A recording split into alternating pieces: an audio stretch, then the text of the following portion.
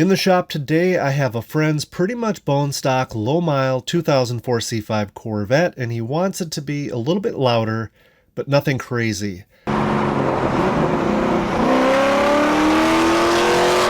With that in mind, we'll be doing the tried and true exhaust mod bypass using 1.5" diameter bypass tubes. The sound at idle won't change much. It'll be a little bit more noticeable at cruise, and when he gets on the throttle, it should definitely be a bit more aggressive. So you can judge for yourself. Here's a clip of what it sounds like before at idle, and when we're done, we'll grab another sound clip.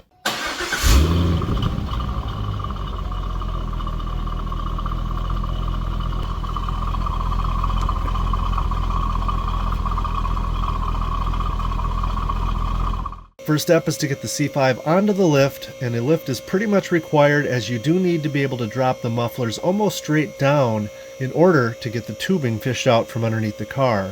The mufflers each have 2 bolts connecting them to the mid-pipe, one set on the driver's side and another set on the passenger side. There's also one hanger for each muffler at the rear of the car that will need to be removed as well, but first I'm going to remove the sway bar mounts from the rear cradle and swing it down so that it'll be out of the way. Next, the 4 bolts connecting the mufflers are removed. Be sure to catch the gaskets that are sandwiched in between, and most of the time they are in great shape and can be reused. Otherwise, a new set is less than $10. Now we move to the rear of the car, and while supporting the driver's side muffler, I will remove the 2 nuts holding the hanger to the chassis and carefully snake the driver's side muffler around the suspension and out of the car. Next, we'll do the same thing on the passenger side and bring both axle back mufflers to our work area.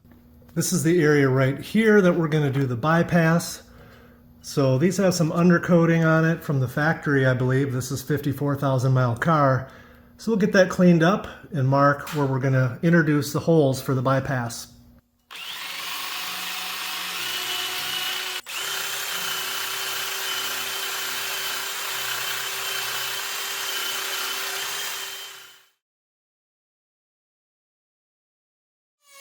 A rough opening is made in each of the pipes using a cutoff wheel.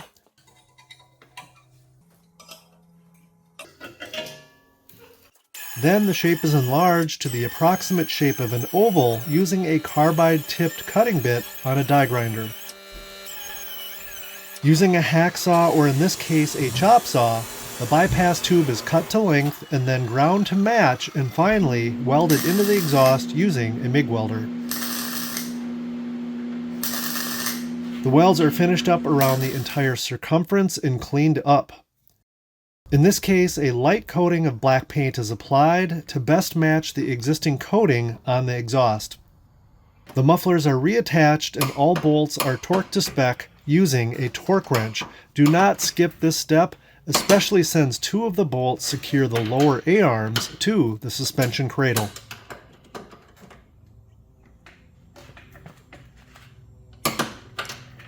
Then of course the 4 exhaust tips are aligned using a tape measure. Yes, use a tape measure as it is a rookie mistake to let a C5 Corvette drive down the road with crooked exhaust tips. Here's a good look of the finished product, and to get this view you'd have to have your head about 6 inches off the pavement looking up at the rear of the car. So this is not a modification you're going to be able to show your buddies, but it's good to know it's there. So how does the idle sound now? Well, like I said on the front end, this is a very subtle exhaust modification, and the idle is going to sound ever so slightly different. But so you can hear for yourself, here's a sound of the after using the same camera and microphone as I used for the before sound clip.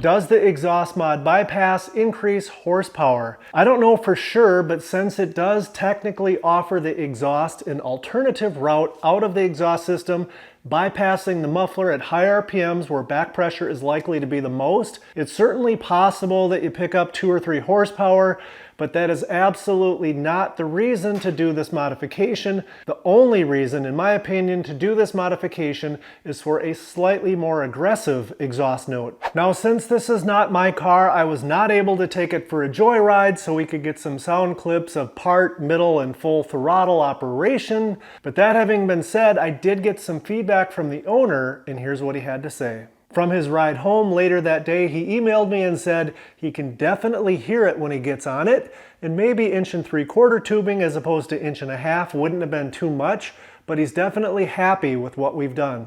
The next day, after he had a chance to drive it a bit more, he replied back and said that there's a slight difference at idle. It's quiet when you're cruising, which he likes.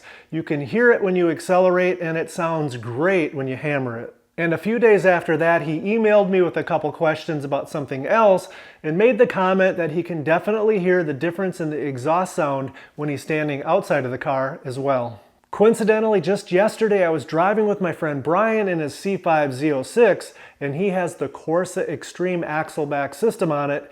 It sounds absolutely incredible at wide open throttle, but not incredible enough for me to plop down $1,500 for one. But that really got me thinking. I really enjoyed Brian's exhaust, so now I'm considering swapping out the 1 1/4 bypass tubes I installed in my C5's exhaust a few years back with some larger 1 3/4 tubes to see what that does for the sound level. And that's going to do it for this one, guys. If you liked the video or learned anything, please hit that thumbs up below and let YouTube know. Subscribe so you don't miss the next video. And most of all, thanks for watching.